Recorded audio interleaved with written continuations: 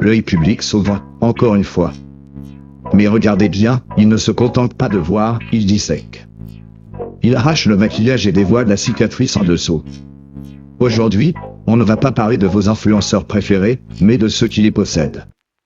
Car derrière chaque sourire Instagram, chaque vidéo TikTok pleine d'énergie, il y a peut-être une ombre qui tire les ficelles. Bienvenue dans l'univers des influenceurs fantômes. Ah, les influenceurs, ces demi-dieux modernes qui nous expliquent comment manger des graines de chia tout en portant une montre de luxe sponsorisée. Ils sont jeunes, beaux, bronzés, et surtout interchangeables. On en supprime un, et hop. Un autre surgit comme un clone préfabriqué dans l'usine des égos. Mais la vraie question est, sont-ils vraiment aux commandes de leur image? Ou ne sont-ils que des marionnettes dans un théâtre digital?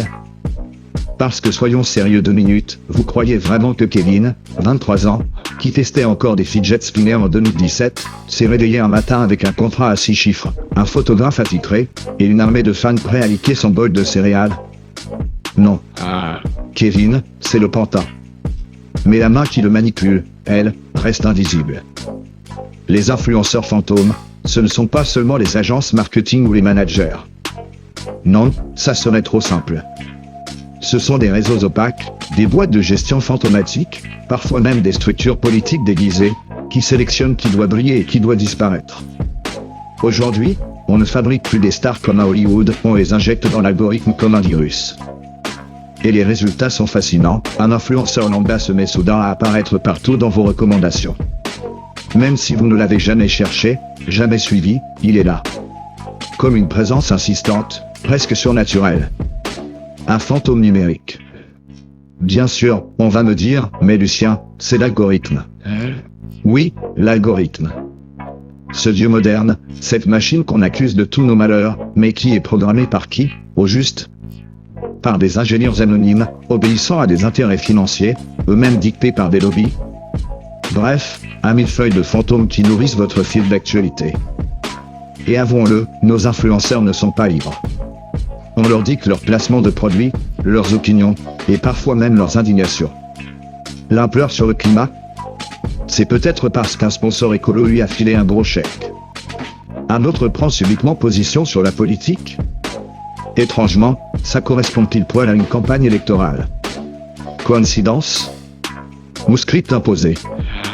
À ce stade, on pourrait presque comparer certains influenceurs à des serial killers. Pas parce qu'ils tuent physiquement, non, mais parce qu'ils assassinent nos neurones à coups de slogan pré-mâché. Regardez leurs stories, c'est comme se faire découper le cerveau à la petite cuillère, mais avec un filtre papillon. Et puis il y a ceux qu'on ne voit jamais. Des influenceurs fantômes au sens littéral. Des profils générés par intelligence artificielle, qui ne sont pas humains mais accumulent déjà des millions de vues. Des avatars 3D qui signent des contrats publicitaires sans jamais exister dans la réalité. Des fantômes numériques, programmés pour séduire, manipuler, vendre. Demain, peut-être que vos enfants rêveront d'épouser un influenceur, qui n'a jamais mis les pieds sur terre. Bonne chance pour le dîner de famille. Mais allons plus loin. Car l'idée même de ces influenceurs fantômes cache une vérité plus sombre, et si certains d'entre eux n'étaient pas seulement des outils commerciaux, mais des armes de contrôle mental? Regardez TikTok, Instagram, YouTube. On dit que c'est pour divertir. Mais est-ce que ce n'est pas, en réalité, un immense laboratoire d'ingénierie sociale? Vous likez, vous partagez, vous commentez, et derrière, les fantômes prennent des notes. Ils savent ce qui vous énerve, ce qui vous excite, ce qui vous attriste. Puis ils lâchent leurs influenceurs préférés, comme des agents doubles, pour orienter vos choix. Qui voter, quoi acheter, qui détester. Et vous savez le plus ironique? C'est qu'on appelle ça des influenceurs, comme si c'était un compliment. Mais l'influence, ça reste une forme de domination. Un hypnotiseur ne dit pas « je t'ordonne de dormir ». Non.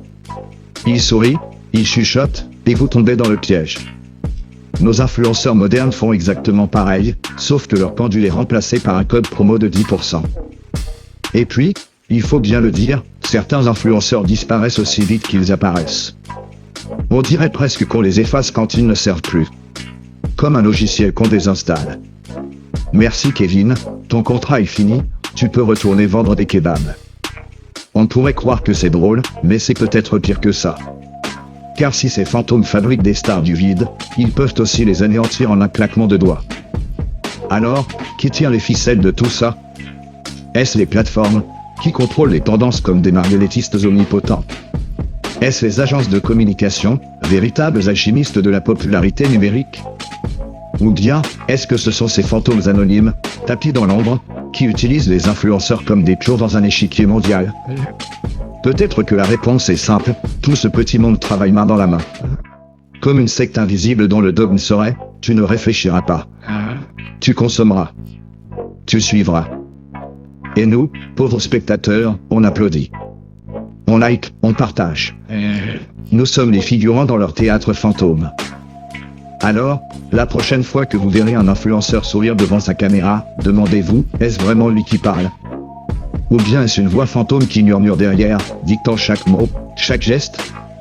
L'œil public restera ouvert. Mais attention, parfois, ce n'est pas nous qui regardons les fantômes.